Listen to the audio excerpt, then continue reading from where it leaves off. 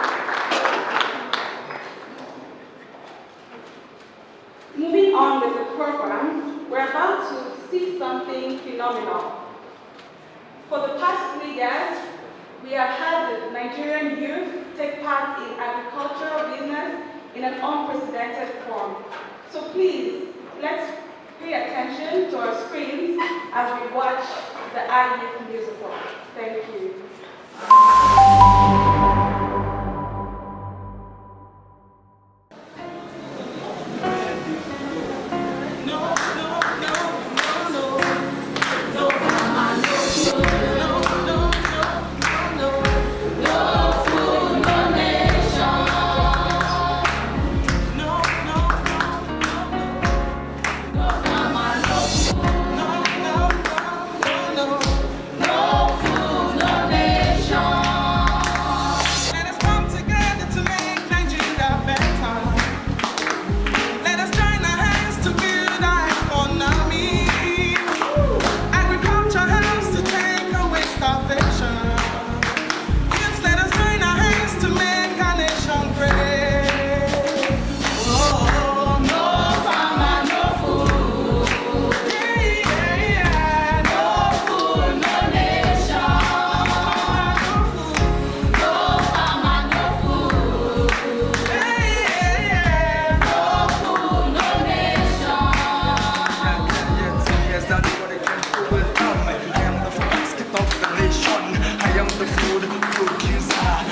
the food seller. Give me the leg out, the things I got, the little direct colors got me not the knuckles in the little class. Melon in the village, life jump.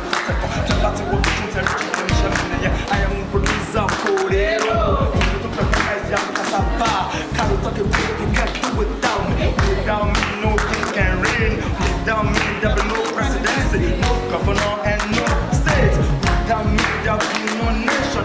We got lead the first profession. So without me, there be no professor. I said the teacher that talks to the president. If the president is not there, you train the doctor. If the doctor is not there, you do operation on gas strike. Is the biggest strike. If I can't choose for 1 month, there will be starvation in families. If I go strike for 2 months, there will be famine in the land. Like I can go strike for 6 months, but if I stay away from crap for 6 months, there will be done for this industry. Let's join our hands to make our nation great.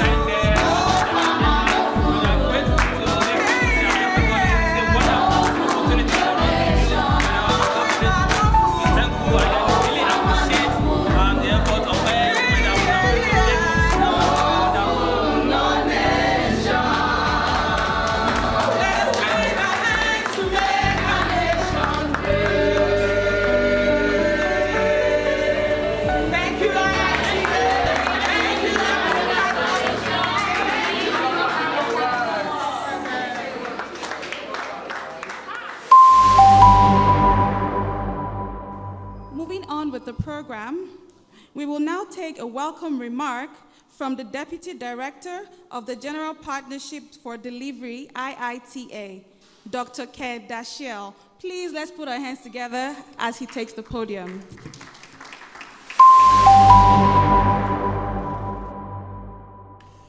His Excellency, the former President of Nigeria, Chief Olusegun Obasanjo, the patron of the Nigerian DR Congo Business Council, and I need to give him one more title. He's the International Ambassador for IITA.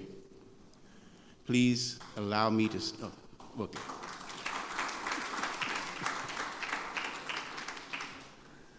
Thank you. And you'll hear more about that ambassador role in just a minute.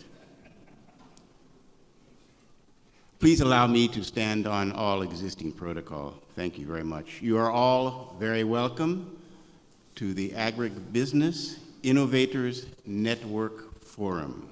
This is actually the second edition of the forum. As the name implies, it is all about bringing people together, people and institutions, breaking down those silos, and let's all get together to support the youth in agribusiness here in Nigeria. I work at the International Institute of Tropical Agriculture in Ibadan. This is an institution that was formed in 1967 in a decree signed by General Gowon. It was funded by the Rockefeller Foundation and the Ford Foundation at that time. Over 57 years, IITA has been partnering with many research institutions here in Nigeria to develop agriculture, technologies to increase the production, to reduce post-harvest losses, etc. We won't go into those details, but that's the foundation of IITA, scientists doing research. In this case, research that will help the youth to have successful agriculture businesses. I do want to sincerely thank our partners in this event, of course, including the Echo Bank Group, MasterCard Foundation, the Netherlands Embassy in Nigeria, the African Development Bank, and the International Fund for Agriculture Development.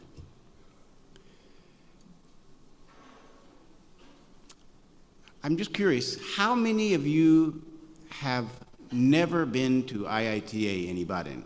Is there anybody who has not been there? So all of you have been there before. Anyway, I invite you to come. Please come to IITA in Ibadan. We have a lovely campus, and we have a lot of really inspirational research and other projects going on. We would love to see you there. I just want to tell you a few relevant stories about IITA.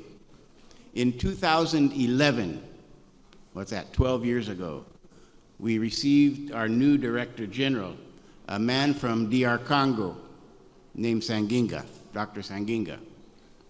And he had been in office for about a month, and he drove his car up to the main gate of IITA.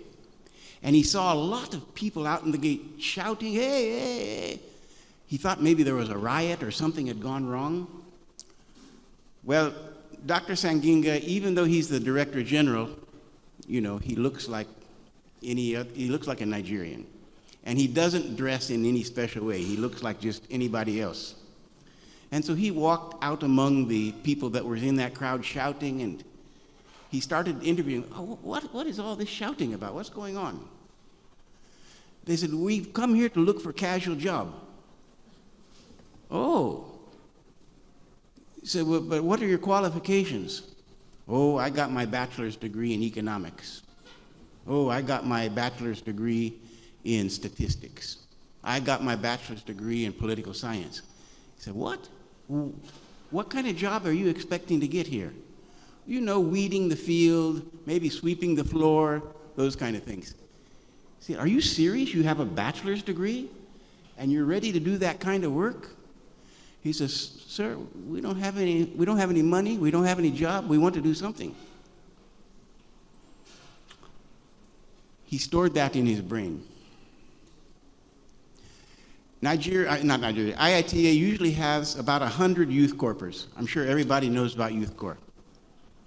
So when the group of youth corpers were ready to pass out, they had finished their time in IITA, he called all of them into one room, and he thanked them for their good service to IITA, because in fact they do great work to support IITA. He said, I'm just curious, how many of you are moving on? You found good jobs. One person raised their hand out of 100. He said, oh, probably most of you are going on for your master's degree or something like that. Nobody. And honestly, of course, he wasn't surprised. He knows what the situation is. He said, okay, if any of you are interested in pursuing a career in agriculture, come back tomorrow morning at 8 o'clock, and we'll start a program for youth in agribusiness. He said, actually, I don't know what we're going to do. I don't know how we're going to do it, but together we will find a way to have a program that will support youth to start their own businesses in agriculture. Ladies and gentlemen, that's how we started our program with youth in agribusiness in IITA. And as we go through this evening, you will learn more about that program, what they have accomplished, and many of you in this room are part of that accomplishment. We really thank you so much for your support. Until 2012, IITA was exclusively known for doing research, but we decided to open up a program called Partnerships for Delivery. Again, Dr. Sanginga, our former Director General was responsible for doing that. I was the one that was fortunate enough to be named responsible for that program. And so in my program, we're not the people doing the research, we're the people forming partnerships like we're doing tonight with all of you in this room. We want you to be partners in the team that is helping youth to start agribusinesses or to improve their agribusiness. Okay. Now, I just want to go on to say that also in 2012, the International Institute of Tropical Agriculture, IITA, was struggling with having the ability to have a voice. We were struggling with the ability to reach out to partners, and we needed to find a champion who could guide us and who could lead us to have strong partnerships. And again, our Director General Sanginga decided he would go to Abeokuta and visit the former President Obasanjo. And he had many reasons for doing that. One is, of course, the huge amount of the respect the whole world community has for him. But also important is that President Obasanjo, when he was leader in Nigeria, really did a fantastic job to improve agriculture. And IITA was part of that team. But also President Obasanjo is an agriculture businessman. He has successful farms in poultry, in cassava, in maize, in many things. He also has processing industries. So he is an agriculture businessman who can advise us from both the standpoint of politics and business. And we are very thankful that President Obasanjo agreed to be our international ambassador. Ladies and gentlemen, this is one of the key reasons that IITA has enjoyed success since he became our ambassador. Your Excellency, thank you very much. We really appreciate your leadership and how you guide us. Now, really, that's about all I wanted to say. I just wanted to let everybody know that we invite you to be part of our IITA team in agribusiness for youth. But it's not as if we want to be the leader of this group. We want EcoBank to be the leader of the group. We want African Development Bank to be the leader of the group. All of the institutions that we have recognized already in the protocol tonight, we want each of you to be the leader of this group so that we all work together as equal partners and break down all the silos, because our goal is to empower the number one resource that we have in Nigeria. The number one resource we have is not the oil. It is not the vast land we have for agriculture. Our number one source of inspiration, our number one resource in the country is the youth. So let's work together, empower them to take Nigeria forward. Thank you very much.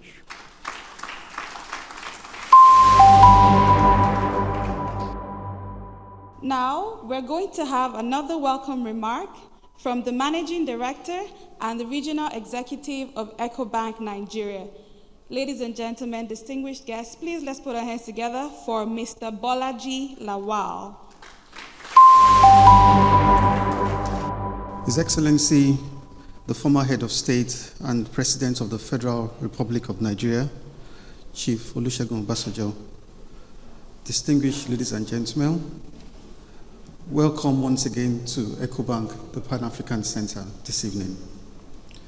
I bring to you greetings from the staff, the entire management and board of EcoBank Nigeria Limited. We are delighted to have you here, and we also appreciate the IITA for organizing this event today. For us as a bank, We're particularly interested in all the initiatives that would stimulate youth employment, that would stimulate the growth of the Nigerian economy, and that would also help us transform the opportunity we have in Nigeria into business growth and empowerment for our young, vibrant population. So without wasting too much of your time, we would like to restate that we look forward to an impactful and rewarding session here with all of you. We look forward to learning, but most importantly, we would like to state that at EcoBank, we are committed to working with every value-adding enterprise or organization to transform this economy and to grow Nigeria into a vibrant, emerging country. Welcome once again, and thank you.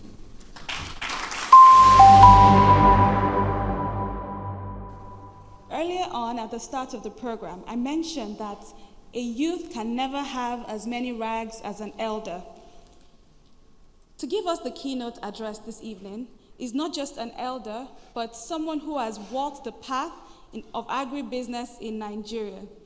He is the former president of the Federal Republic of Nigeria and the patron of the DR Congo Nigeria Business Council. Please let us rise and make welcome His Excellency, Chief Olusegun Obasanjo.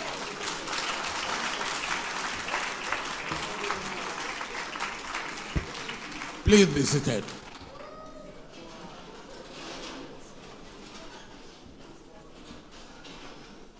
Let me thank you for this invitation, and let me commend the participating organizations, institutions, EcoBank, MasterCard,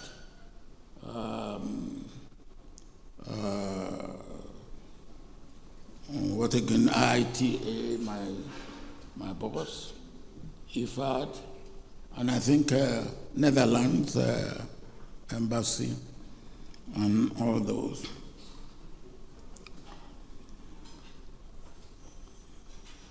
I like what we are trying to do here. And it is something that is absolutely necessary. Agribusiness has suffered from being considered, or those who participate, or who should encourage, or who should move it forward, acting in silos. And agric is not a business that can develop in silos. So what you are trying to do here is to correct the injustice you have done to the farmer in the past. And I hope that injustice will be corrected, because the researchers, the financial institutions, and the government have all victimized the farmer. The farmer has been the victim from all of you. And it's not that all of you are not doing your work. For instance, I am close enough to IITA to know that the research work to achieve great stride in agriculture in Nigeria and the rest of Africa is there. The product of research is there. But between me and you, how much of it goes to the farmer? Not much. That is the truth. And of what use, of what purpose is good research product that is locked up on the shelf of the research institution? So the sufferer, the victim, is the farmer. And then, of course, if he gets the research product at all, assuming he gets it, he needs money. And here we are. MD EcoBank, I want an honest answer from you. If I come to you tomorrow and want a loan for agriculture, what is the minimum rate of interest that you will charge me? 20%. You hear that? If you take, there are some farmers here, put up your hand. Will you go and take any loan at 20%? Unless you are growing cocaine. Now don't let us laugh. This is serious. Unless you are growing cocaine. And here we are, EcoBank, IITA, MasterCard, Africa Development Bank. Here we are. Why are we deceiving ourselves? Why are we doing this to ourselves? I know that I will not come to you to take a loan that is more than double-digit interest rate, because there's nothing I can grow that will make it. So if we are here and talking from now till tomorrow, we are going to achieve nothing. The third group that victimize us as farmers is the government. They speak from both sides of the mouth. They say something today and different thing tomorrow. How then can you do a business successfully? So I put down and I say agriculture is a serious business. There's virtually no business as serious as agriculture, as engaging as agriculture, as demanding as agriculture. Now, and if you want to be an Aliko Dangote, don't go into agriculture, because you won't make it. It doesn't matter how hard you work. Aliko Dangote tried it. He didn't make it until he went into cement production.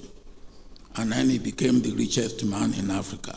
Then he put money back into agriculture, which means he's subsidizing his agriculture. That's what he's doing. So if we now want to encourage the youth, and MasterCard, I know you are trying to do that, how should we go about it? We have to have everything together.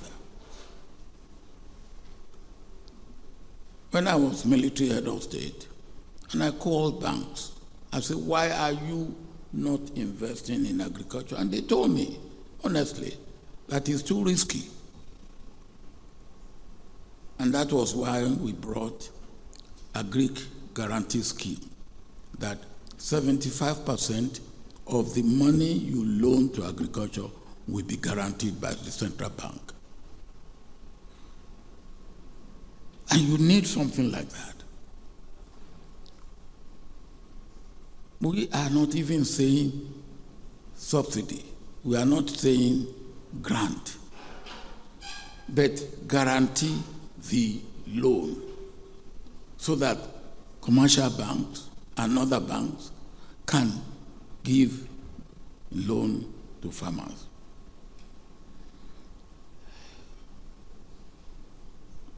What do we need? It's a serious business that requires commitment. It requires funding, reasonable cost for the funds that we put into agriculture. It requires right inputs, right and appropriate input, beginning from seed. Of course, it requires water, artificial or rain.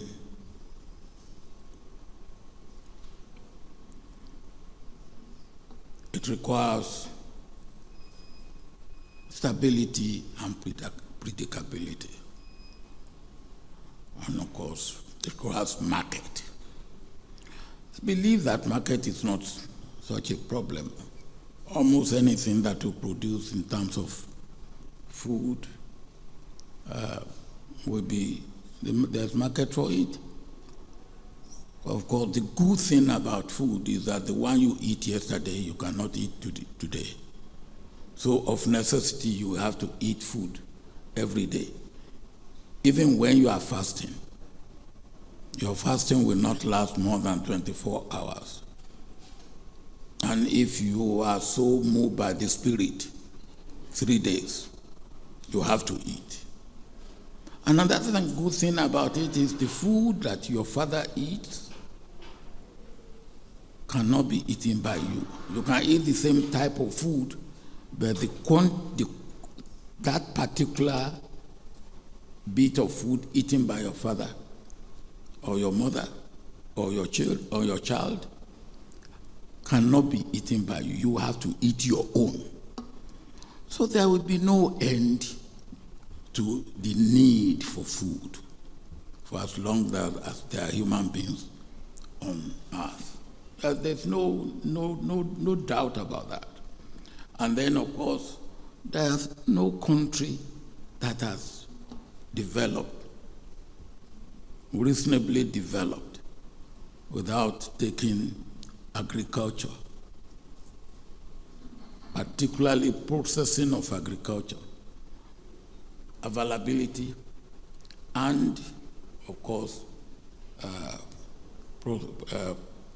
processing, which form the base for manufacturing and industrialization. My observation is that there's tokenism. Agriculture to make and get us to where we want to get in Nigeria, indeed in Africa, must go beyond tokenism. Tokenism won't do it. It won't do it. We must have sufficient quantity, or what I call critical mass, that will make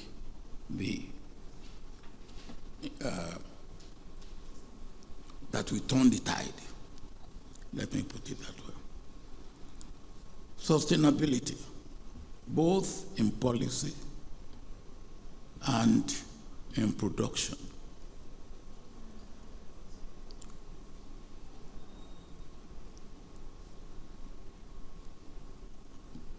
We need organized, available market.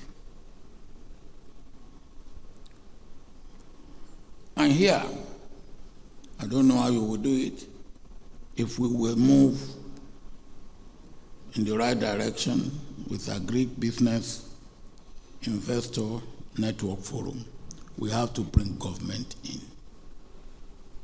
We have to bring government in. And I will say any state where we are meeting as Agribusiness Investors Network Forum, we should get the state Ministry of Agriculture and all the stakeholders involved. Because we need them. And if they are not with us, it's like somebody who is planning without taking account of money that he needs in planning. I will now give a few things that I would believe that we need today, which is part of what I know MasterCard is doing. We need new and successful generation of farmers. If you go to my village, and I'm a village boy, the youngest farmer other than on my farm. But the youngest farmer in my village is my kid cousin, who is now 75 years old. In 1978, I asked him to leave Lagos and go back to the village. He's the youngest. Now, how do we replace him? None of his children is living in the village. How do we handle that? And that's part of the problem that we have to solve. Agribusiness is less of talk and more of action. Less of talk and more of action. It's action-oriented business. Timely action, the right action, when it should come. If you are in crop production and you are going by rain-fed, if you do not get everything at the right time, the rain comes and goes, then you have lost a season.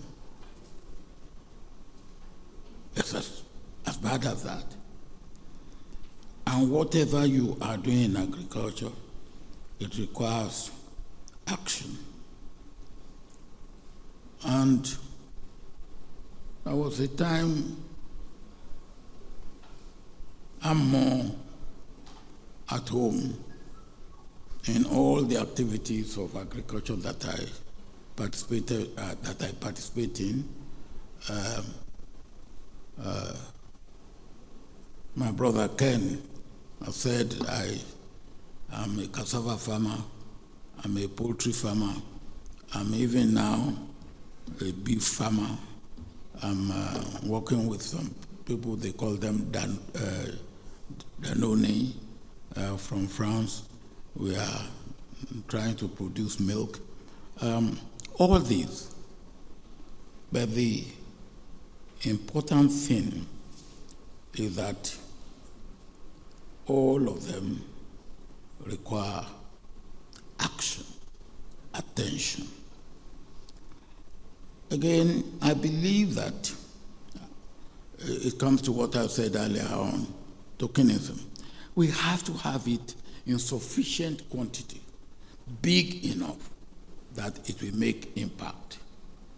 It has to be big enough that it will make impact. And we have something here, He is doing something which is good, soilless farming.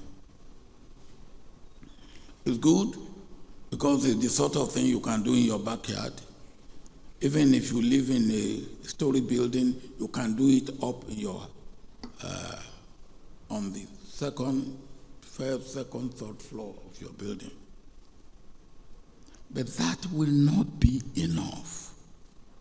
You still have to go for commercial, large scale, that will bring you tractor, harvester, and that is the one that you will be able to use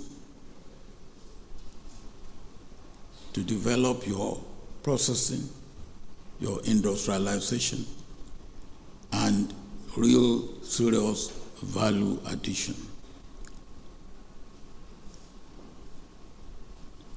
How do we assess progress? Sit down. How do we assess progress? And we have to assess progress so that we know what we are doing, where we are going wrong. Somebody said, no, because if they tell you where you are going wrong, you'll be discouraged. You'll be a fool to be discouraged if you are going wrong and somebody tells you that you are going wrong. In fact, that should be what you want. Tell me where I'm going wrong. When people come to me and say, oh, you are doing well, I said, that's not what I invited you for. I am in this business to do well. Tell me where I'm going wrong. Tell me what I have to do differently. And the foundation of all human activity, and not any less for agribusiness, is peace, security, stability, predictability, and profit. If your agribusiness will not bring about profit, then you have to think of something else to do. Thank you very much. Please let's give another outstanding round of applause for His Excellency. Thank you so much, sir.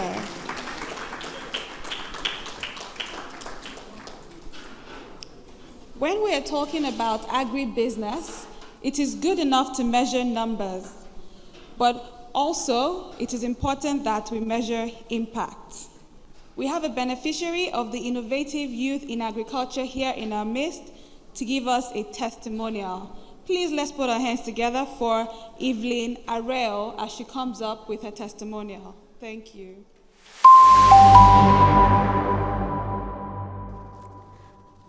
A wonderful evening, everyone. Distinguished ladies and gentlemen, all dignitaries present.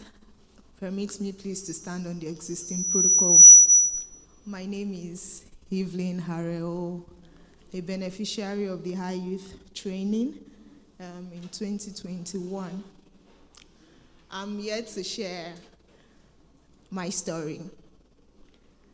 I'm here today as a testament to prove that this sector works, agriculture pays.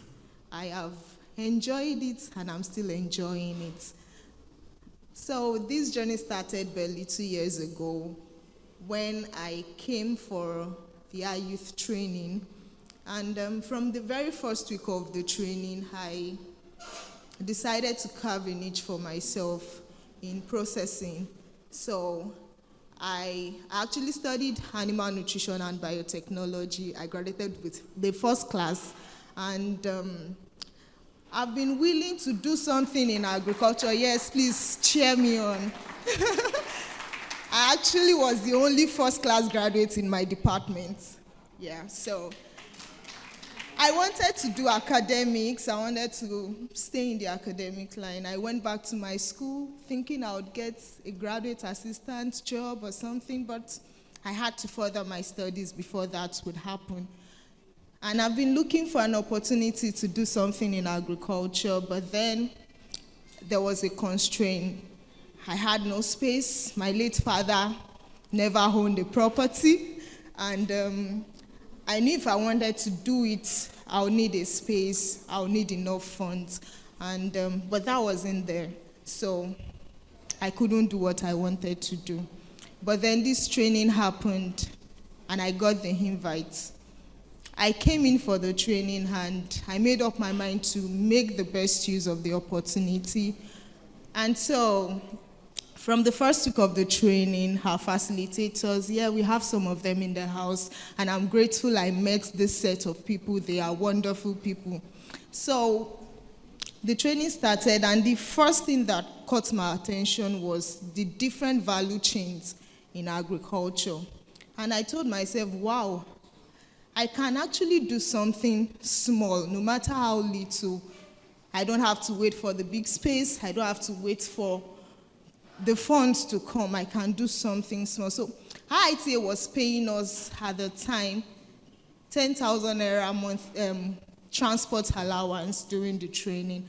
So I told myself I would use that 10,000 naira as my first investment in the business. And then I started posting pictures of our classes, our practical sessions, and people got interested. And people would ask me, how much is your fish? What are you doing? And I was like, wow. So I started like that. Before the training ended, it was actually a 6-week training. Before we ended, I had started producing fish. I remember I started off with 20 kilograms of catfish. That was my first business. So I packaged the fish, and I sold. Within a week, I had finished selling. And then it encouraged me to do more and more.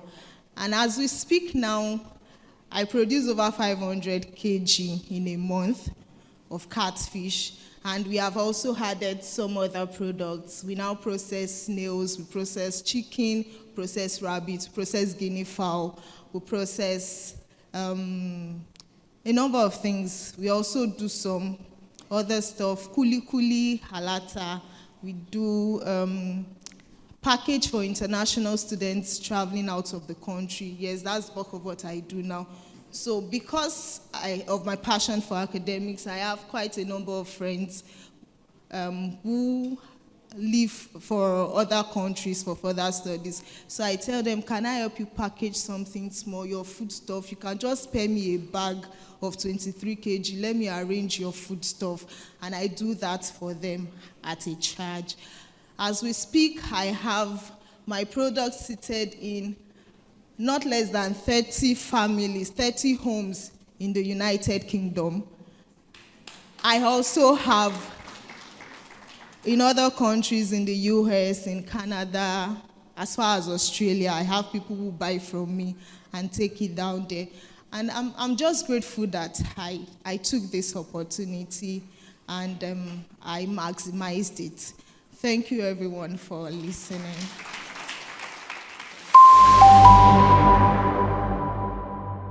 Now, to speak to us on de-risking agro-industry investment, let's make welcome the Executive Manager of the iYouth Project, Ms. Aline Mugisho. Please let's put our hands together for her as she comes up. Please let us keep clapping. We have seen the great work that they do, so we can clap a bit more. Good evening. This room doesn't look like I have some business people in here. Do I have business people in here? Do I have investors in here? No, I've seen some great opportunity for investment, but I'm not seeing people excited about making money. Why is that? Would you just help me to do a resounding round of applause for just being here?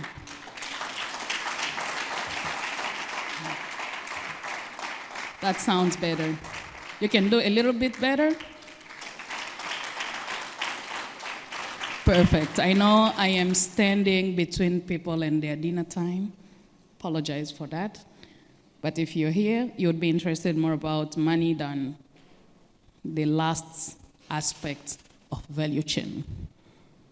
Now, I would like to recognize again the presence of His Excellency, former President of the Republic of Nigeria, Olusegun Obasanjo.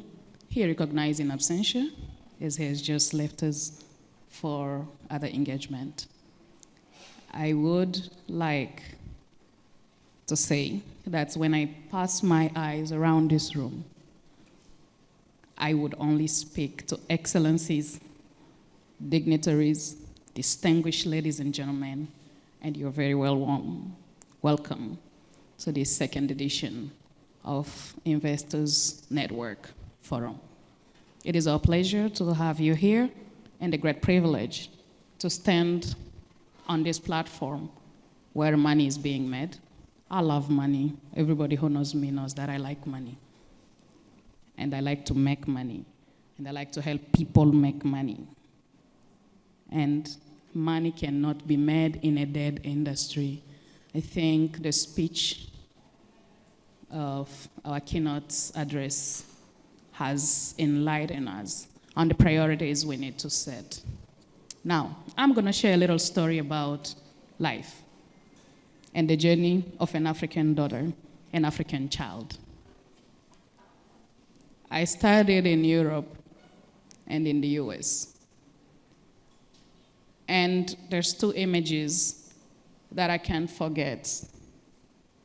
The first image is about that very poor African child that goes around all NGO campaigns about to help the African child.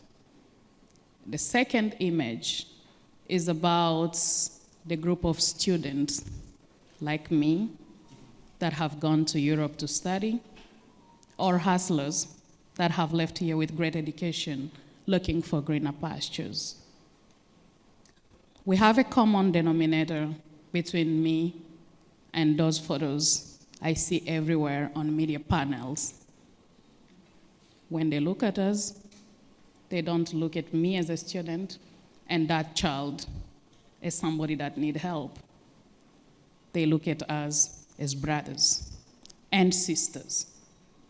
When they see a black student moving around, they don't care whether they're from Nigeria, from a very rich family, or from a poor family. They just call us brothers.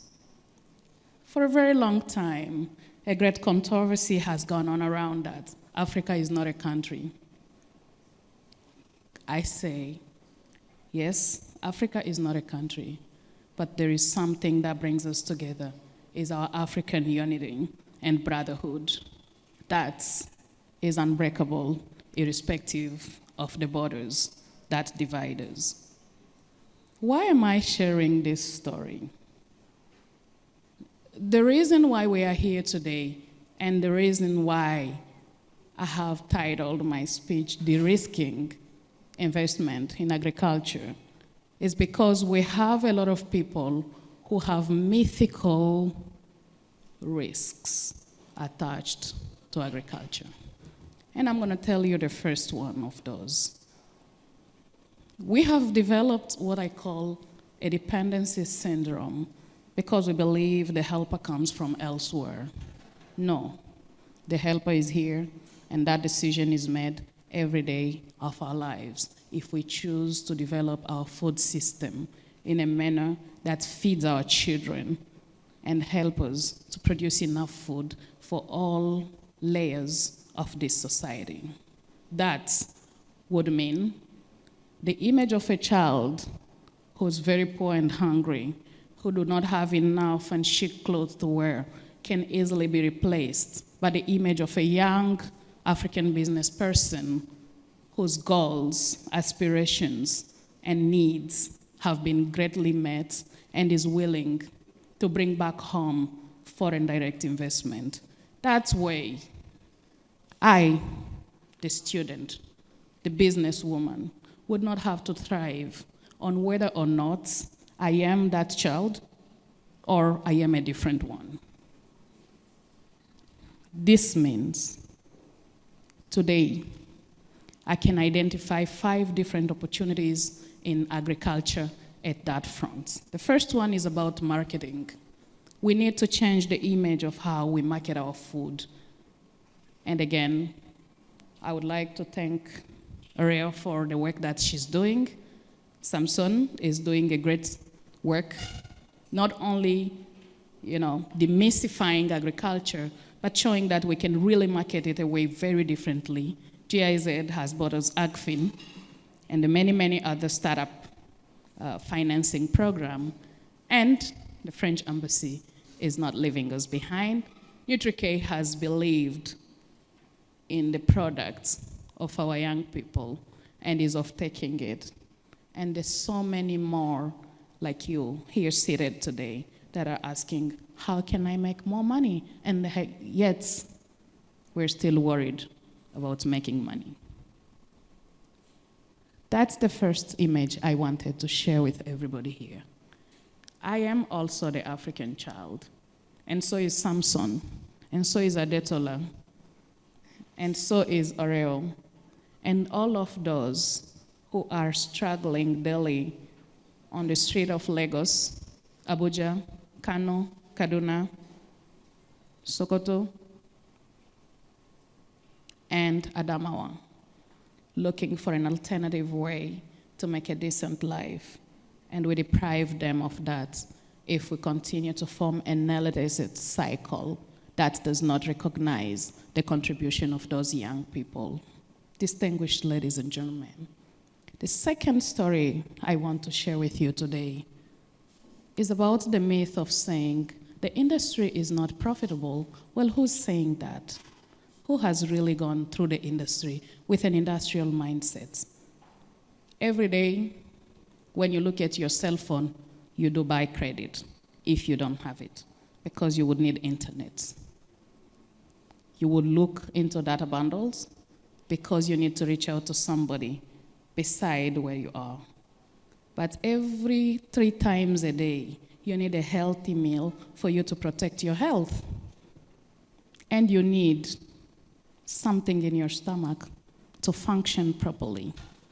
Yet, our food production has been the last component of our agenda. If a telecommunication company comes here and speak about how much investment they need, they don't struggle to explain much because they have established a market.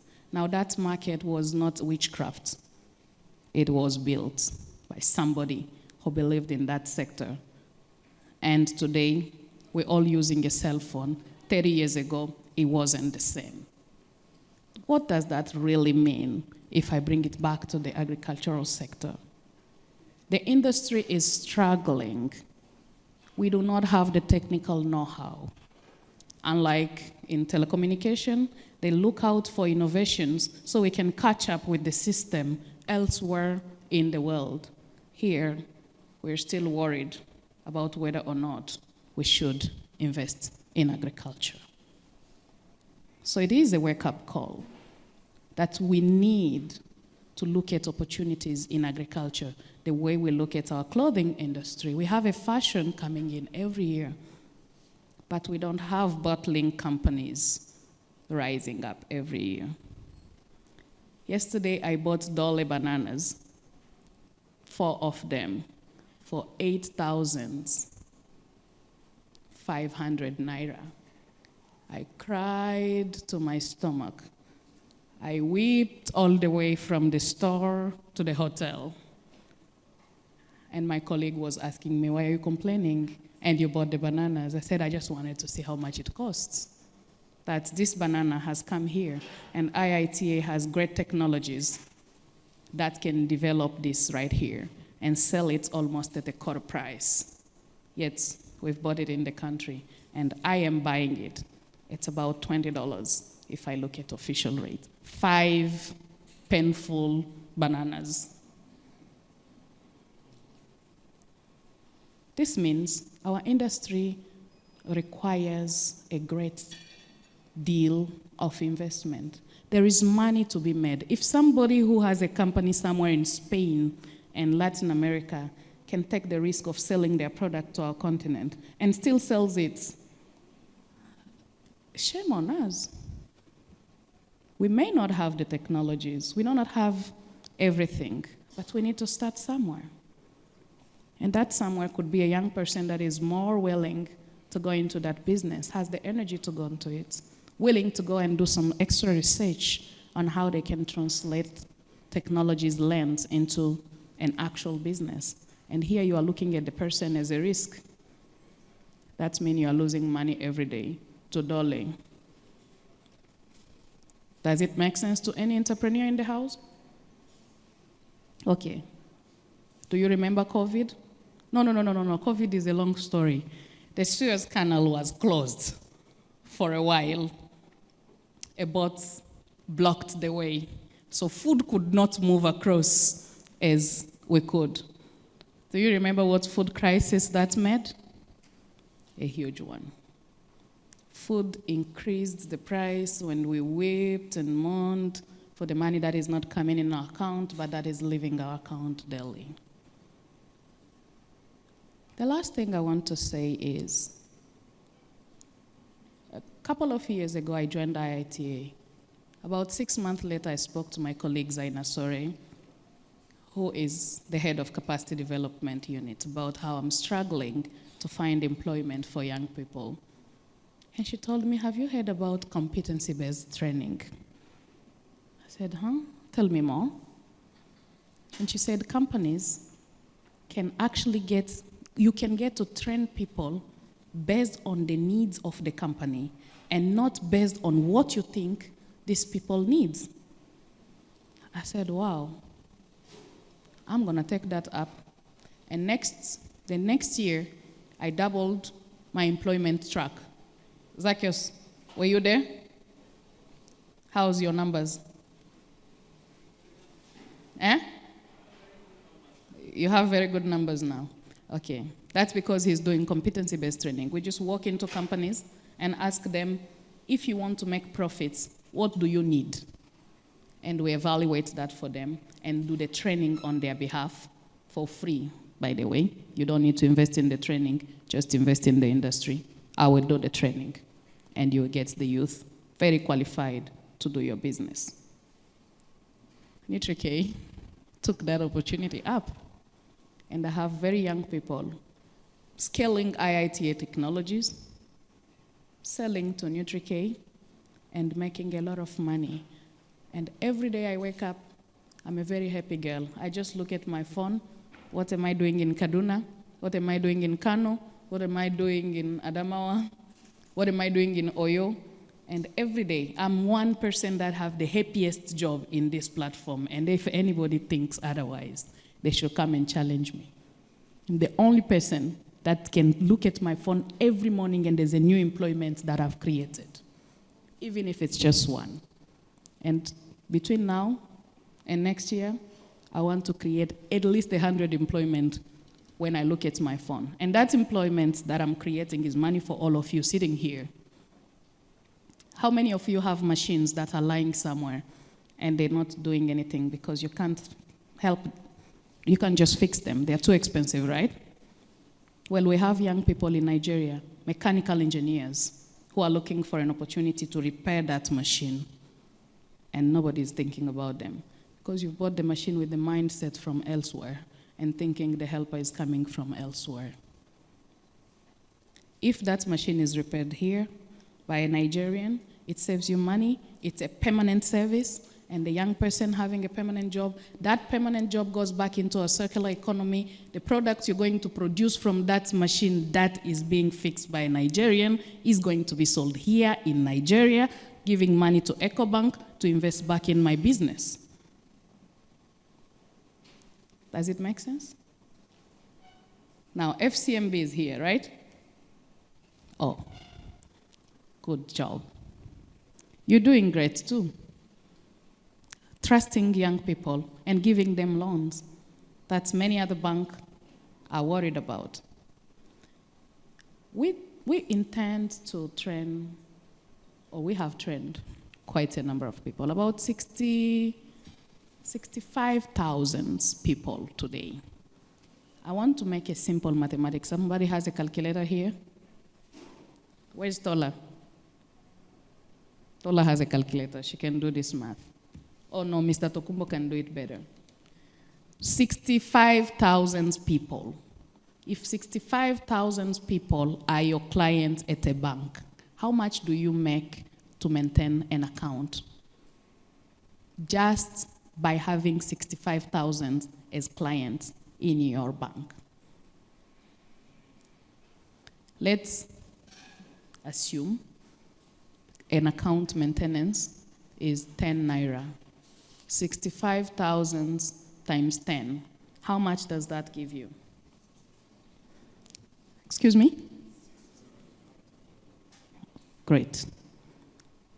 If 5 people work in a young person's company, can you multiply that per 5? Great. If each of those people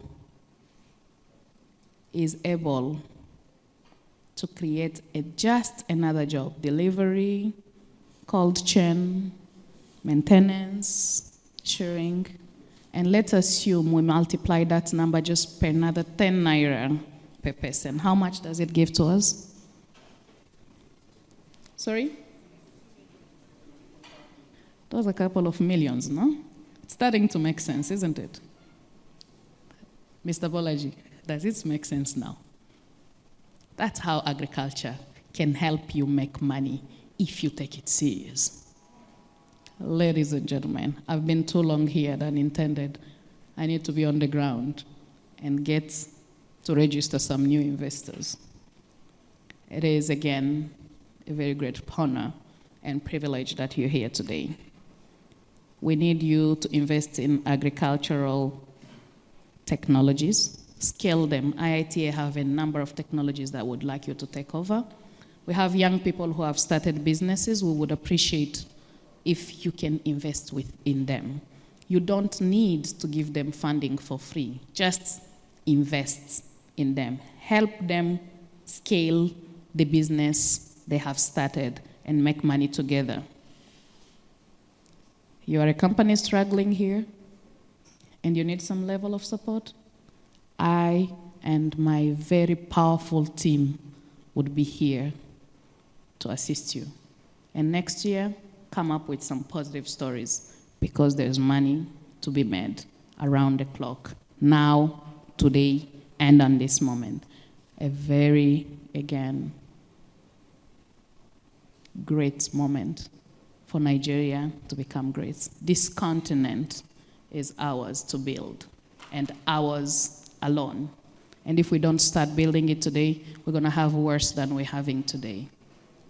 So join me again as we continue to believe in the young people, because the future is bright, is youth, and is African. Thank you very much. Speaking to us next will be the divisional head of Agribusiness of the First City Monument Bank. Please, let's put our hands together properly. Let's make him feel welcome. Good evening to you all. My name is Kudzai Gumunyu. I head the Agribusiness unit for FCMB. I would like to thank the organizers of this event. The youth is the future of any country. And in Africa, we have been doing things as usual and achieving the same results, which have not been quite impressive. But we are seeing a new, vibrant youth that is coming up, that is changing the narrative, that is using and competing on the global stage using technology. And I like the innovative youth in the name that they gave, because in Africa, we are left behind. If others are running, we have to fly.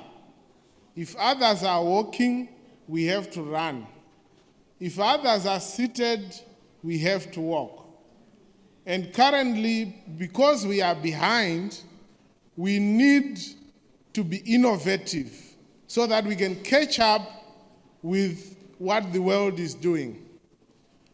It's actually a tragedy that Africa, we are having to import food when we have everything that we need.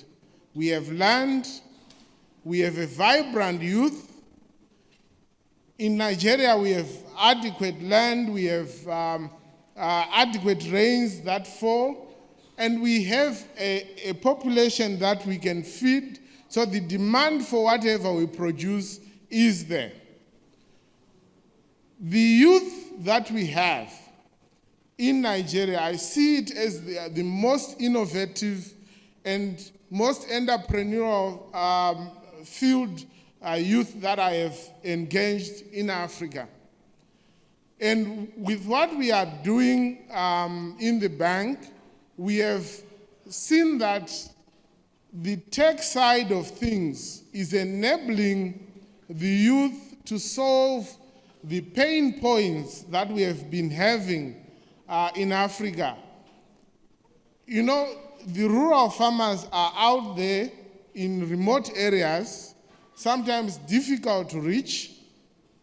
They also have no knowledge or information about the markets, but the tech space is coming in to change all that narrative. And we believe by taking advantage of that and solving the pain points that are in the agricultural value chain, we are in a position to revolutionize agriculture in the country. We have seen some that have been able to support farmers in a way where yields have increased. The average for Nigeria, for instance, for maize has been 2.5. But when youth have come in and have used technology, are engaging the farmers, providing the logistics, enabling them to get the fertilizer, the information, and the knowledge to actually grow, they've been able to grow maize and averaging 4.4 tons per hectare. That in itself has enabled the farmers to become profitable. And in the past, we used to think that reaching an individual farmer, a smallholder farmer, is impossible, and also very costly because they are sort of on the micro side of financing. But with tech, you are able to reach the farmer very easily in a cost-effective manner. We are able to do even agency banking to make sure the bank actually is part of their community. By doing that, you are able to reach the farmer, you are able to even give out loans. If they have an account and they are now financially included, we are able to solve a number of issues that the farmer had in the past.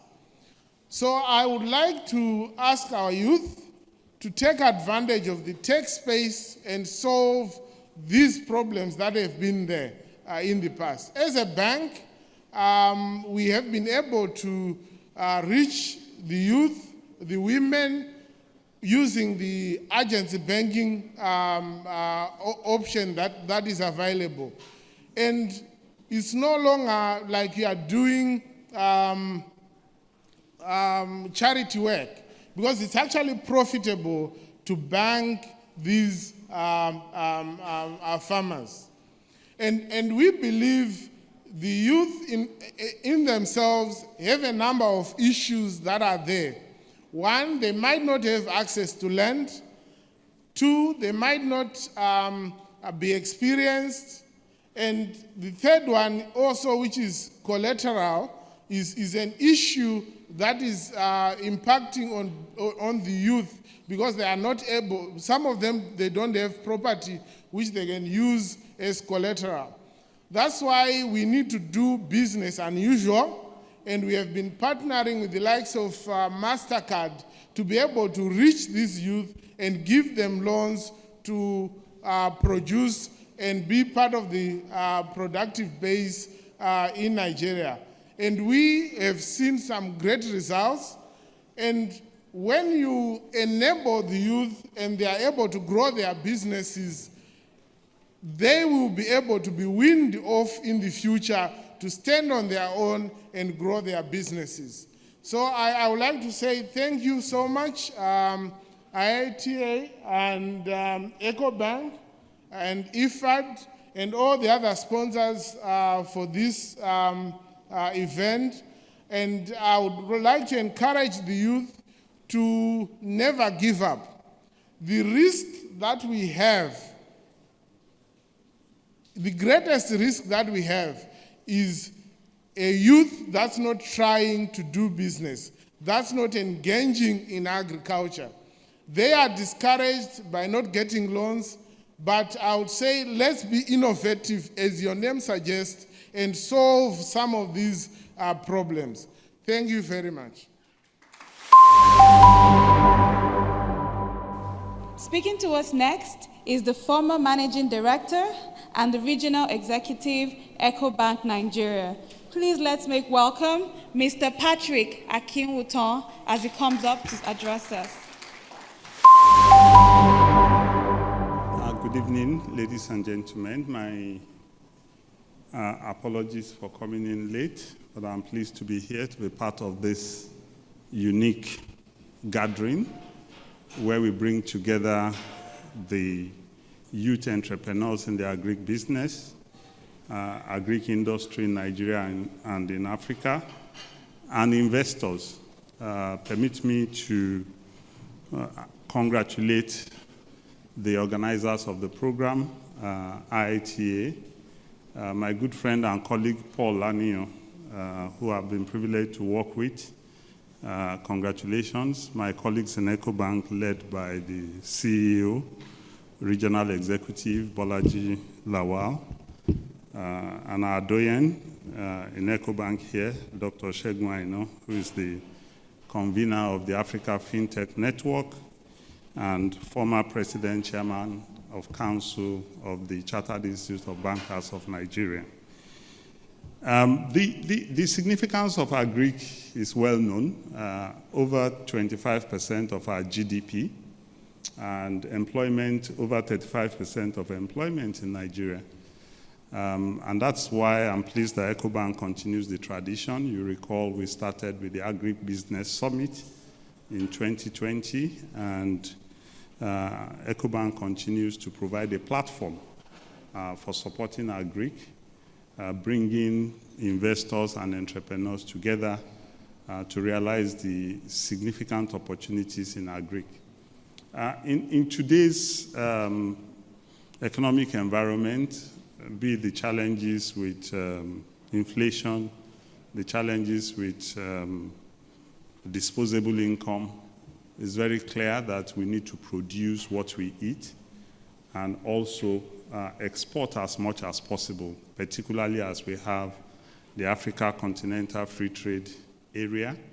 We need to take that opportunity to export as much as we're able to.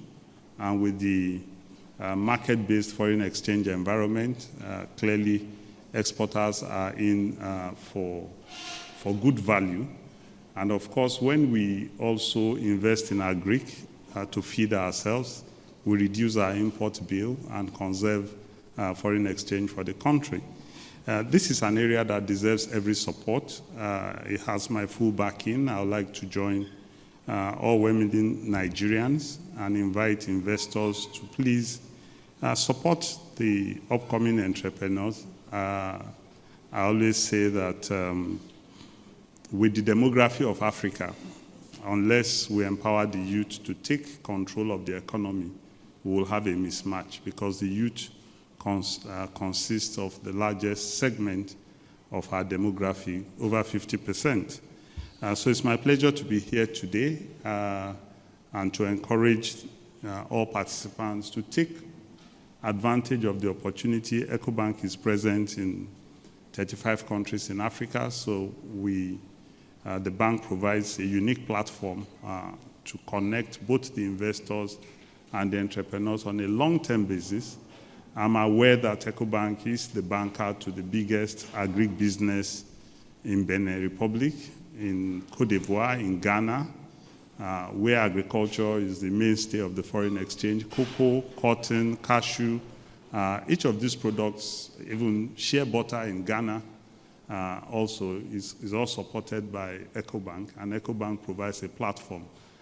We have the opportunity to replicate that in Nigeria, and I have every confidence that that informed this type of setting. So the opportunity is before us. I congratulate the organizers, and I look forward to increased participation by everyone and contribution of the agric sector to moving Nigeria to take its rightful place globally, especially with the Ukraine and Russia issues. This is a unique opportunity for us, so you're most welcome. And I thank the organizers for giving me a few minutes to be able to share some thoughts. Thank you very much.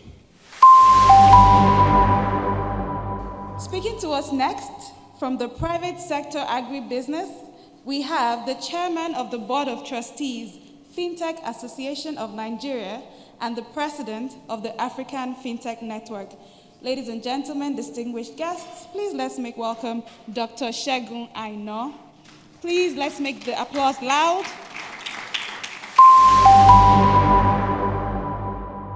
Good evening, everyone. Let me start by thanking the organizers and the hosts of this great event. EcoBank, the managing director of EcoBank, for hosting us in this magnificent edifice of EcoBank. And of course, IITA, my very good friend, and Ken, and the team, Aline, and everyone. I mean, I'm very much aware of the great roles that IT have been playing in promoting agriculture, not only in Nigeria, but everywhere. Ken and I serve on the University of Ibadan research initiative, and I know the role that IT is playing, especially in encouraging young researchers in agriculture, to make a greater impact for the agricultural development, in Nigeria. In absentia, of course, I want to also recognize the contribution of Chief Olusegun Obasanjo, who left a while ago, for all he has done in promoting agriculture, and so for some of the thoughts that he has shared with us here today. The future is here, and I believe that it's one of the best business to be in today, especially for young people, is agriculture, for so many reasons. Population is there, people have to eat every day, so there's no reason why our young people should not continue to get interested, in agriculture. Yes, we know there are challenges, but there are no challenges that we cannot solve, and that's where the issue of technology comes in. My friend from FCMB spoke a lot about technology, the role it can play, because in the agricultural value chain, because agri is a value chain, we could have a lot more efficiency, technology that can provide market access, technology that can provide access to financing. Chief Obasanjo mentioned the challenge of funding for agriculture, and we have seen a lot of technologies from the fintech space, which we now call agri-tech, that has provided some funding, at least for small-scale farmers to have access to funding at very, very affordable rates, and that has helped them in moving forward. And this is where fintech plays a great role, in this respect. And we have seen increasingly the movement of fintech innovators moving away from just payment and lending, moving to other areas that can promote, agriculture in the area of, in agri-tech, providing drone services and some other, using artificial intelligence to predict prices, to predict weather, and so on and so forth. These are very, very useful things that, at the African FinTech Network, we're working with institutions, including African Development Bank, to actually promote agricultural technology, agri-tech, that can support the young people. And we'll be ready to partner with IITA Mastercard Foundation to continuously organize idea and product pitches in agri-tech, bring young people together who are in the business of technology, who can come up with solutions to pain points and challenges that have been hampering development of agriculture. And that will go a long way in providing the required support services that can encourage more people to be in agri. So we are there to support you, and we continue to provide that support. So once again, I congratulate the organizers for this great event. I was at the one you had also last year, and this year is an improvement, and I hope that we continue to tell good stories, some of development that we have seen following some of this. So I want to urge our young people, those that are here and those that are not here, to show a lot more interest in agriculture. There's a lot of opportunities there, and there are a lot of benefits also there. So I thank you very much for giving me the opportunity to speak at this meeting. Thank you. Speaking to us next, we have the general manager of one of the leading companies in nutrition in Nigeria. Please, let's put our hands together for the general manager of Nutri-K Limited, Mr. Abdul Kadar Bukhari Yonli, as he comes up. Please, let's put our hands together for him. So I think that I don't have a lot of things to do or to say. The previous people have already discussed about a lot of things, but I would like to share some few experience from my side. First of all, I will start by the story of Nutri-K and the story of the peanuts. I feel ashamed again to say that, unfortunately, in our case, we are producing a nutritional product, but some of the raw material are coming from abroad, starting by the peanut, unfortunately. We are based in Kano, and from what we are supposed to say and to produce, we are supposed to procure the peanut from Kano, because from the story of Nigeria, most of you have in the mind the pyramid of the peanut from the north. But unfortunately, this peanut is not coming from Nigeria. Why? It's not coming from Nigeria, despite of the production that we are doing in the country. There is something that we call aflatoxin. And the quality of the peanut we have in the country is not matching the requirement that we are supposed to have. It's a shame to say that it's not coming from the country, but we are working on it. And with the help of IITA, with the development of the AflaSafe, we are working on that.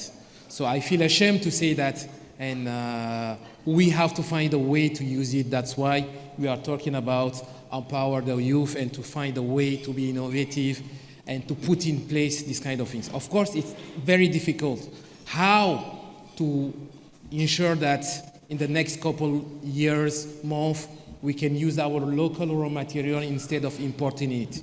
This year, for example, we are importing more than 2,000 metric tons of peanut coming from Argentina, from India, while we have the peanut available in the country, but maybe we are not using the good practices to be able to have it in terms of quality.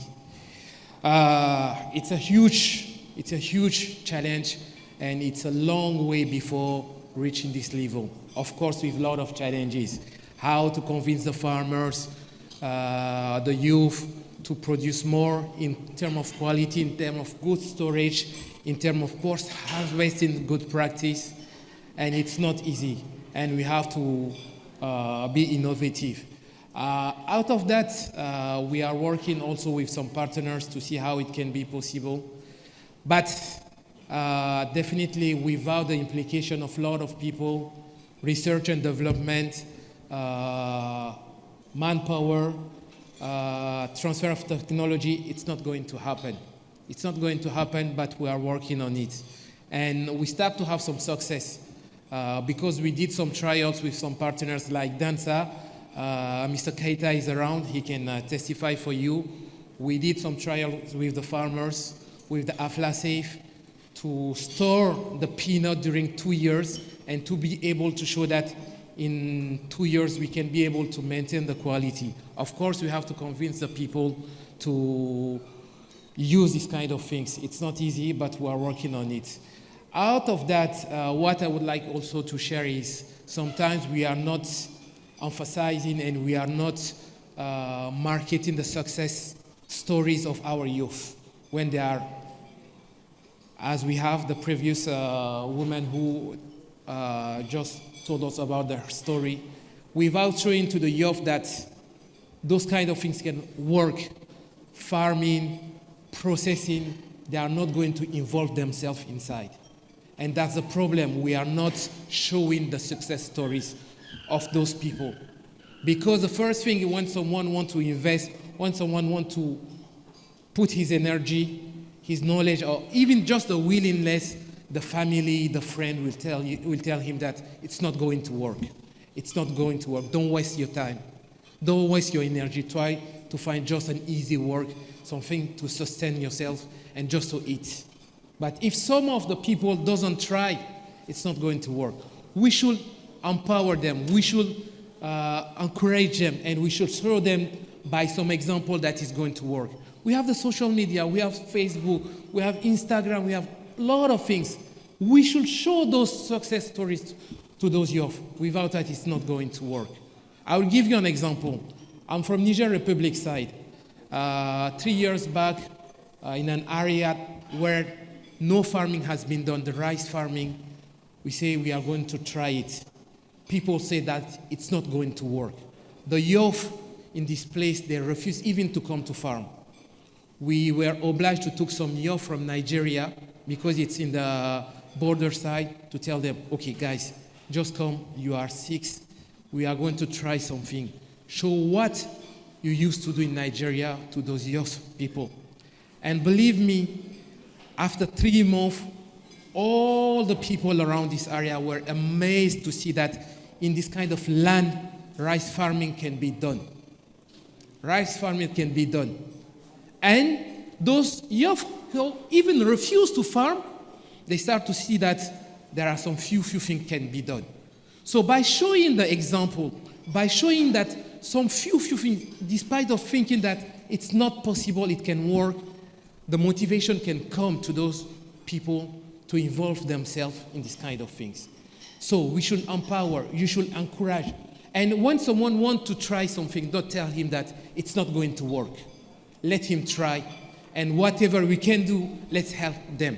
They can, of course, not succeed, but they have to try at least. And we should encourage them. We should show them that it can work. So I think in those couple minutes that I did, this is what I want to emphasize. Let's continue to market. Let's continue to show them that there are some success stories and it can work. And it should work. We do not have the choice that to empower our youth and to help them to see how it can be possible. Let's try it. Thank you. Speaking to us next, we have the representative of the Permanent Secretary, Lagos State Ministry of Agriculture. He is the director of the Agriculture Training Institute, Lagos State, Nigeria. Please let's put our hands together for him as he comes up. Good evening, ladies and gentlemen. I bring you greetings from the Permanent Secretary and the entire management and staff of the Lagos State Ministry of Agriculture. We've been hearing of opportunities in this gathering, and I'd like to present numbers. In Lagos State, the Center of Excellence, we consume food valued at 5.89 trillion every year. And of these, we're only able to do 20% within the state, which means 80%, about 4.7 trillion naira, is expended on food imports from other states and from outside the country. What better opportunity can this present to investors in this room? Well, as a government, we looked at the possibility of scaling food production within the state and reduce the margin of funds expended on food imports. And the first thing we did was to bring up a document called the 5-year Agricultural and Food Systems Roadmap, 2021 to 2025. The essence of this document is to galvanize investments from government, from the private sector, and of course, donor agencies who are participating in agriculture in Lagos State. And with this, we envisage that we can scale food production to 40% of total demand by the year 2025. And we have begun to pursue this aggressively. One of the things we are doing is partnership with innovative companies to establish agricultural ventures in the state. And in the first instance, we are working with a company called Dula Agro-Services Limited to establish what is called the Lagos State Aquaculture Center of Excellence, which is designed to revolutionize fish production in the state directly. But this project is also looking at establishing what we call satellite farms for youths who are interested in agriculture across the state. So in this instance, we're looking at working with 25,000 youths who will be supported by the project in partnership with the company, of course. In fact, the project is valued, the total capital outlay for the project is about 10.2 billion naira thereabout. And Lagos State has put down its own capital contribution of 500 million naira and 35-hectare land at Igbunla in Ekwe, where the project will be sited. The partner is to bring 1.3 billion, which they are up on, and whilst a balance of about 8.70 billion naira will be sought from financial institutions to serve as working capital for the farm to take off. So with this, the project will be providing inputs in terms of fish feed, fingerlings, and capacity building, and also support to youths and women who are interested in that project. So I'd say for all youths who are out there or within this room to look out for that project when it takes off so it can come on board and be a beneficiary of that project. Looking at our food systems also, we have what is called, also an offshoot of the roadmap, a document called the Lagos State Food Systems Transformation Agenda. Now, this is looking at how food is presented. If you look at the conventional market, you'll see a place where it's muddy, there is dirt, there is traffic, all of those things. So as a government, we have commenced the establishment of what we call logistics hub, food parks and logistics hub. Now we have a design to establish 6 central logistics hub in the state, and we have commenced the construction of the pilot project at Ketu Erenyu in Ekpe. Now, this project is designed that all foods coming within the state is channeled to the logistics park, which will be located across the entire state, such that from there they are processed, they are packaged, and then you can have traceability and all of those things come into play, and then you can reduce wastage and post-harvest loss within the system. So the pilot is undergoing construction now at K2, and we're looking at 5 additional ones that will be taken up by private sector investors when we are through with the construction of the pilots. Now, dropping down from the main logistics hub, we have what is called the mid-level agro-produce hubs. Now, these are to serve as the intermediary from food coming into the state, goes to the logistics hub, and from there it's now redistributed to these mid-level markets across the state. Now, with a pilot we have completed at Moshin, Idioro in Moshin, now this will serve as a holding bay, and from then on, food will now cascade from there to what we call the last mile food market that will be established across the state. Now, when this is completed, we believe and envisage that, getting food that is healthy, food that is free of debris, food that is wholesome will be available to all Lagosians in the state, and this we have begun to pursue aggressively. Coming down to youth participation in agriculture, as a state, we observe that we're having an aging farmer and fishermen population, which means we need to quickly, and as a matter of urgency, recruit young farmers, vibrant youth who are interested in agriculture to fill up the space so that we don't have a drop in our food production army within the state. So we started what is called the Lagos Agripreneurship Program. Now, this program is designed to train 15,000 women and youths who have passion for agriculture in 2 main agricultural value chains of aquaculture and also vegetable production. And of course, we also have poultry production along with it. So we started this project in 2020, and we have trained so far 3,000 women and youths. Now, the beauty of this project is that we don't just train, we train them in our facility in Ekpe for 3 months, and then we take them for internship and mentorship in well-established commercial farms across the state. And when they are through this phase, we now bring them in for entrepreneurship training and also provide linkages with financial institutions that will provide a much needed capital for their speedy uptake. From this facility, a post-implementation report that we did on the impact of the program indicate that of the 3,000 people that we have trained so far, 75% of them have actually gone on to establish various projects across the state. And also the government, as its own contribution, also implements a project that is called the Agricultural Value Chains Enterprise Activation Program. Now, this program is designed to give inputs to students who have performed exceptionally well within the program, and then we locate them within our facility for incubation park for them to carry out their agribusinesses. We have this ongoing now at our Songhai farm at Badagry, what we call the Lagos Food Production Center in Badagry, and also the Agricultural Training Institute at Ekpe. Still looking for that to have youth inclusion in agriculture. We got invited to partner with IITA for all our facilities to be utilized as an agro park for women and youth that have been trained in the project. And I'm very pleased to announce at this gathering that the governor of Lagos State, Mr. Baji Olushola Sanwo-Olu, has graciously approved the release of our facilities at Ekpe and Badagry to serve as parks for our women and youth who have been trained by IITA and MasterCard.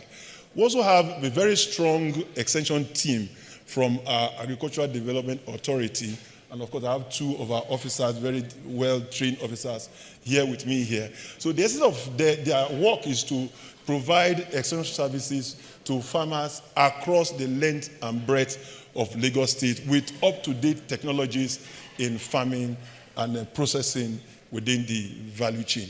Now we need to make agriculture very interesting. The days of the hoes and cutlasses are long gone. And so as a government, we began to implement a project that is called Tractor on the Go. If you take your phone on the Android space, you will see an app called TOG World. TOG is designed as a tractor hailing app where you can request for tractor services wherever you are within the state. You don't need to know anybody. Just log on to the app, sign up on it, come on board, and then you can request for tractor and other implements that will be deployed to your farm after the payment of the fees, which I can assure you is very, very farmer friendly.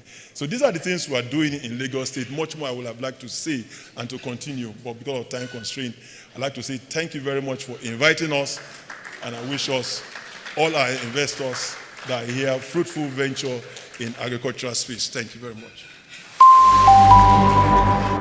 Speaking to us next, one of our development partners. We have with us the technical advisor on AgFin from the German Corporation for International Cooperation. Let's make welcome Ruskiat Badmos. Please let's give her a warm welcome as she comes up. Good evening, everyone. My name is Ruskiat Badmos. I'm a technical advisor for GIZ, Nigeria and ECOWAS. There's a lot that has been said today. I would like to ask, by show of hands, the youth farmers here, how many of you have been able to access finance? Youth farmers, how many of you have been able to access commercial funds finance from maybe any financial institution? Okay, non-farmers, has anybody been able to access finance from financial institutions in the hall? Show of hands. Nobody has loan? Okay, so I think maybe like less than 2%. So my project is called AgFin. Well, basically, it's called AgFin, Promotion of Agri-Finance for Agri-Based Enterprises in Rural Nigeria.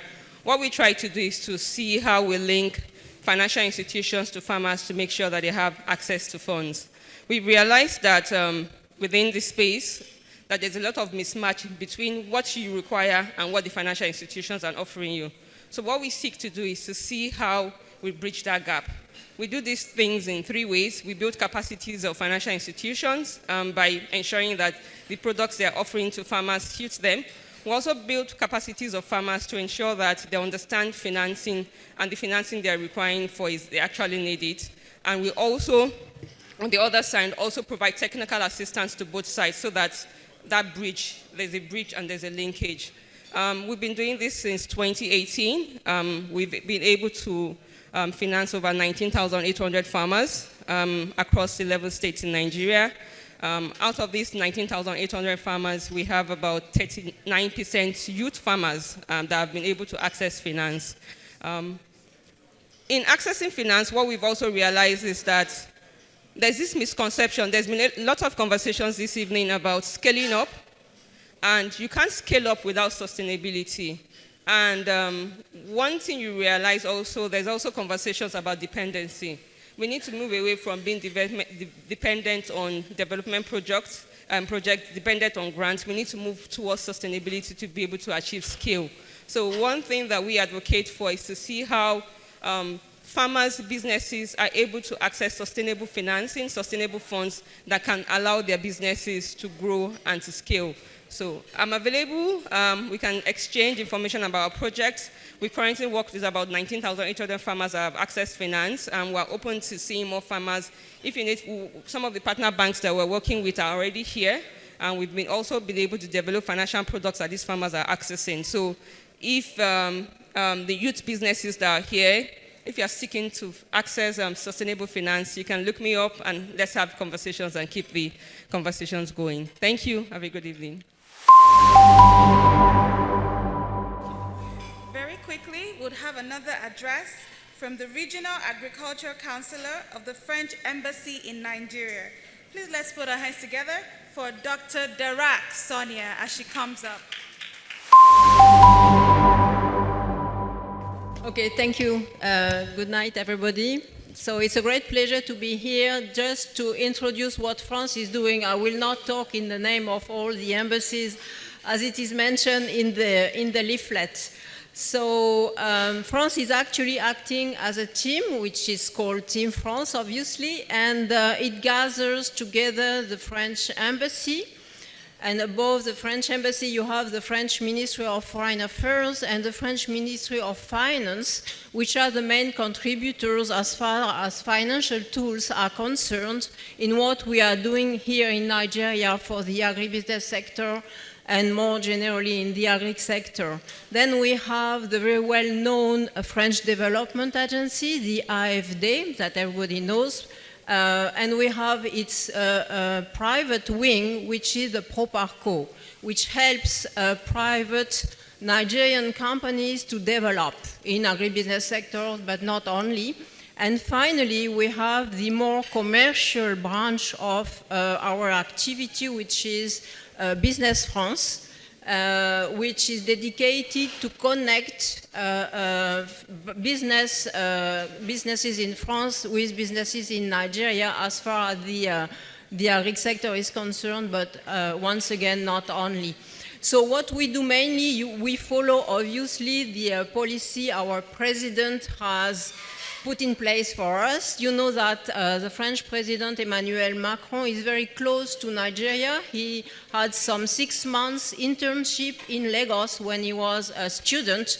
So till then, he is very much thinking on how to improve the connections between Nigeria and France in agri sector, among others. So he developed some kind of policy that is aiming to increase and improve the local production. First of all, to fulfill the food security and safety for all Nigerian inhabitants, and also ultimately to export the products towards European countries and France, because unfortunately till now the French produces from Nigeria are not well known in France, but we are working very hard on changing that. So we are mainly active in 3 sectors.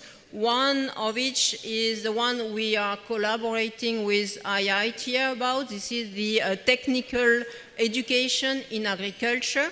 We work together with a French network of technical colleges in agriculture in order to develop and to modernize, I would say, the technical education in agriculture in Nigeria. This is one thing, and we are really strongly cooperating and collaborating for that with IITA.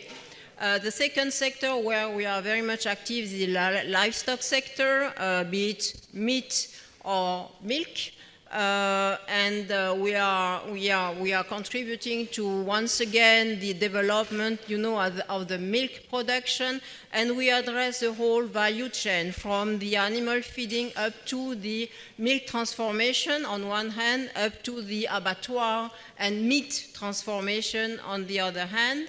And finally, we are also very much active in the wholesale market in agriculture, I would better say.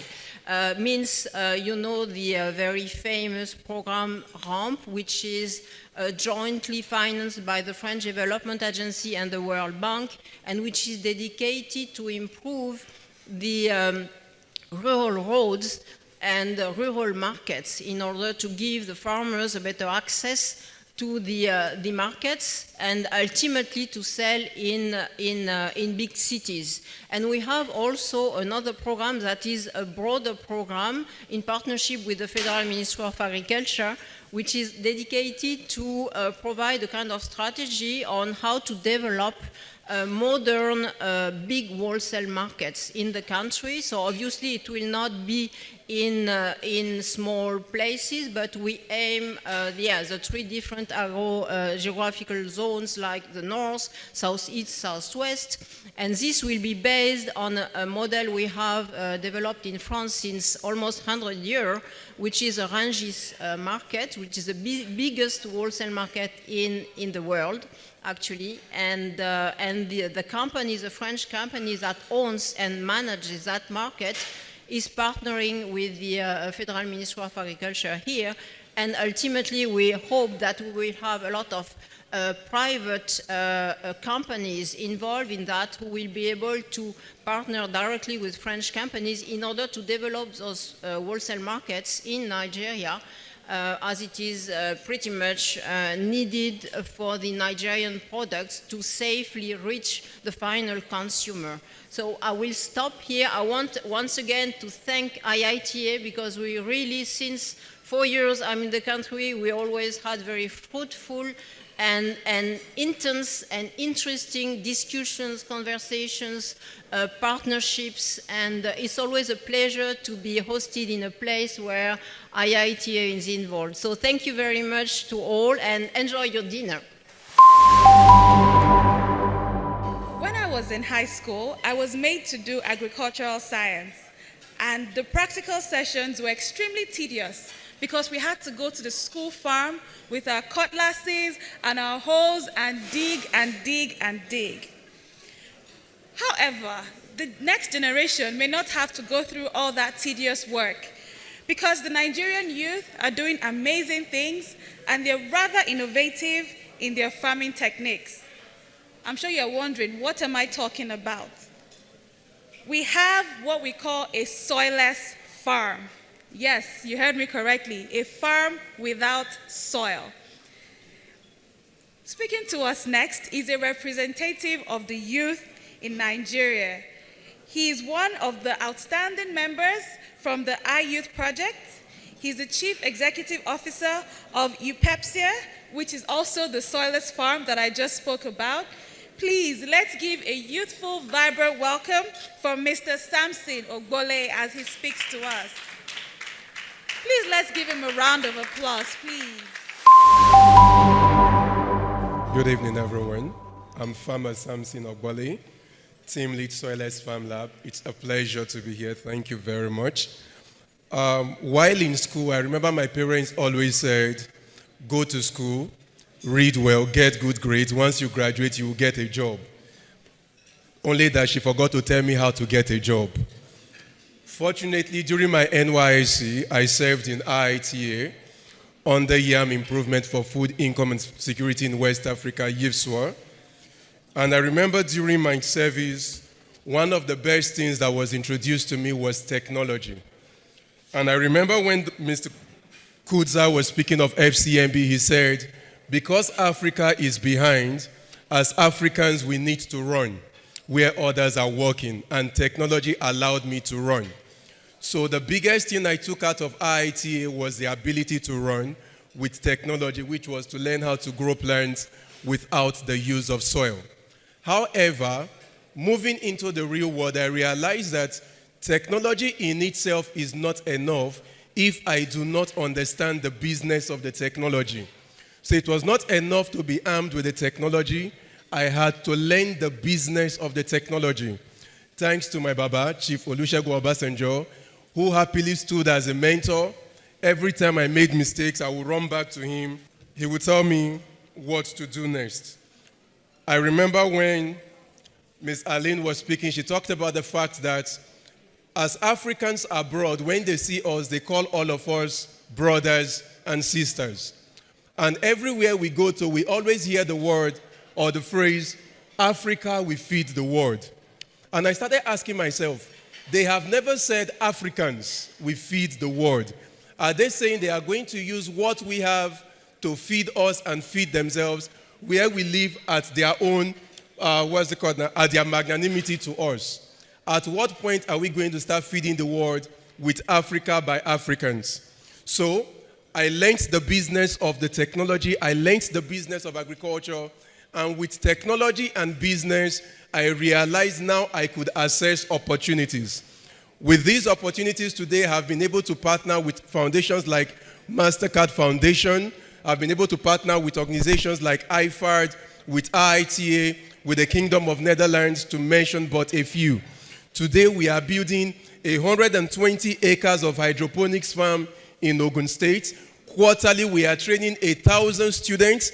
We are training them and paying them stipends per month throughout their training in the facility. We are providing accommodation for all of them who are on the farm.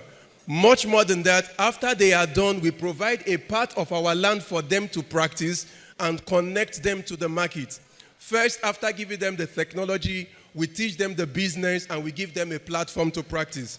However, this is not enough because there are still more that can be done. I remember when Dr. Segun Aino was speaking, he talked about the lot and lot that the fintech is doing. So I want to ask, fintech, please, can you help us develop an app or something that would allow farmers to have positive credit score so that people know who to invest in to stop the current scam in agriculture called crowdfunding?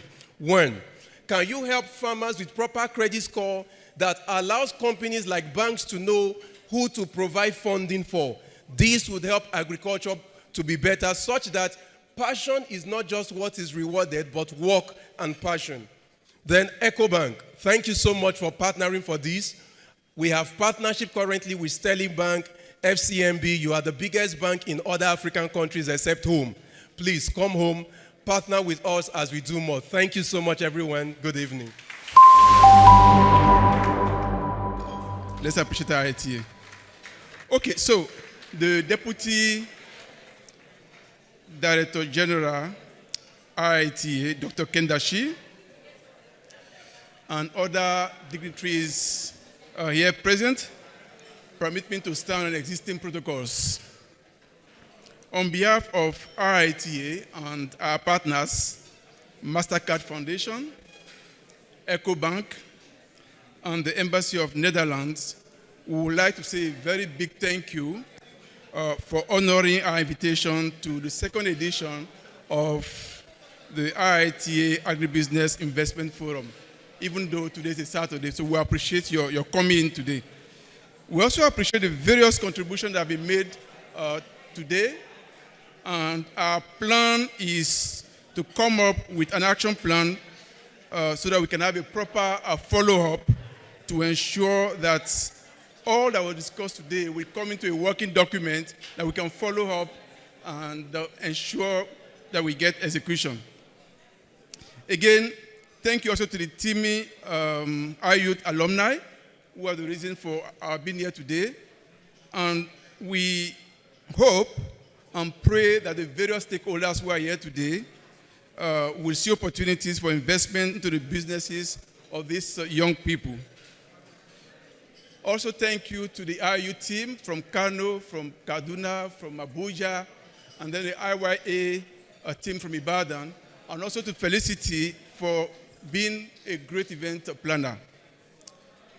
Finally, let me wish everyone a safe trip back. God bless you for coming, and we look forward to the third edition next year. Thank you so much again, and a great evening to everybody. Thank you. Thank you so much, ladies and gentlemen, for staying and seeing this through till the end. It has been a pleasure hosting this event. My name is Kiton Bankole, and I do hope to see you at a bigger and better event. I would also like to invite you to join me at the exhibition stand just outside, where we can view the amazing showcase of products of beneficiaries from the iYouth project. Thank you so much for being a great audience, and have a good evening.